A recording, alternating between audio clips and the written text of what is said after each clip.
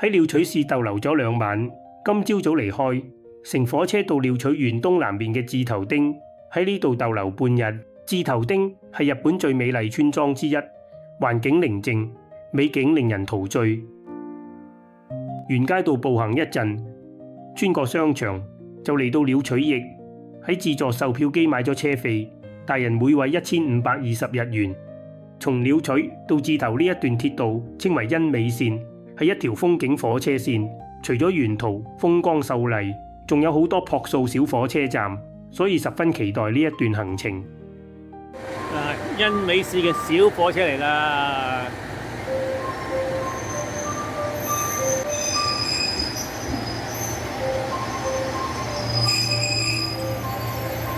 我哋已經登上咗火車，係只有1卡車廂嘅小火車。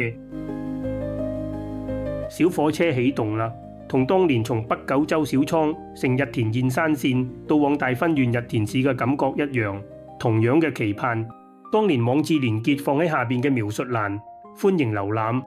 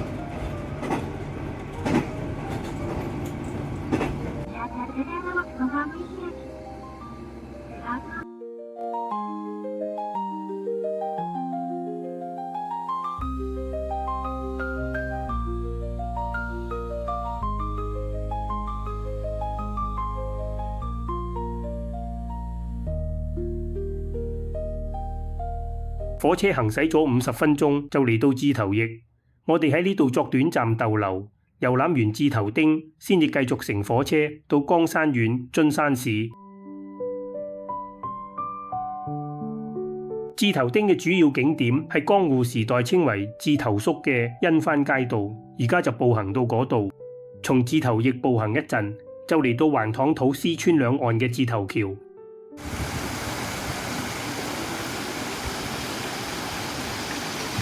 大部分旅客來志頭町主要都係自駕，所以往往忽略咗土師村同千代村呢一帶嘅老街。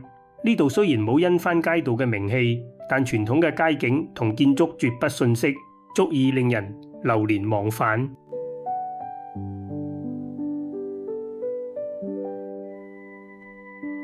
呢條老街正確名稱係備前街道，地下重重流水，傳嚟清脆悅耳嘅聲音，有如大自然嘅交響樂，散步其中，令人心情暢快。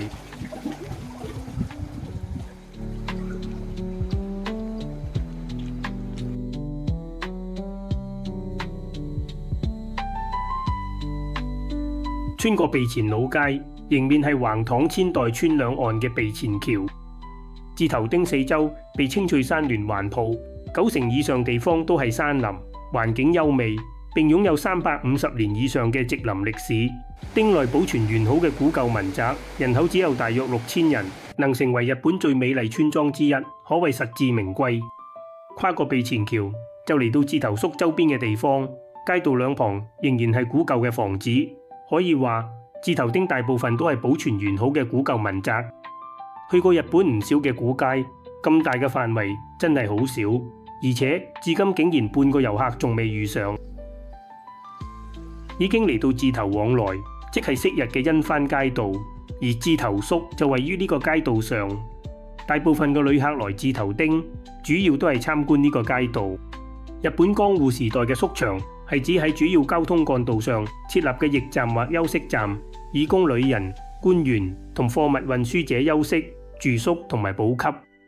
喺江戶時代，呢度成為鳥取藩嘅宿場町，自此稱為志頭宿。因過往稱為因幡國，因此連接因幡國同播磨國而家基路嘅交通幹道稱為因幡街道。因幡街道上曾經設立咗11個宿場町，到咗而家只有鳥取縣嘅志頭宿、岡山縣嘅大原宿同兵庫縣嘅平福宿呢3個宿場町仍然保留住江戶時代嘅風貌。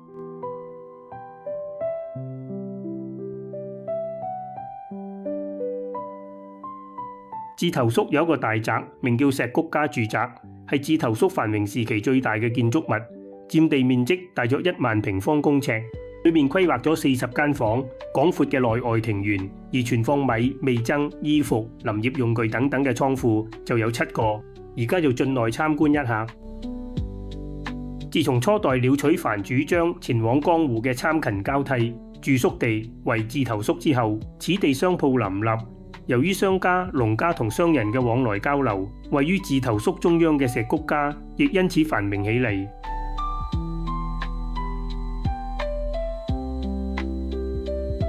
參觀完石谷家住宅，繼續喺志頭宿四處走走，面對呢度嘅美景同寧靜，實在令人陶醉。好，志頭町嘅行程就到呢度，跟住繼續乘因美線小火車到岡山縣北部嘅津山市。一趟難忘嘅火車風景之旅，下一個影片再見啦！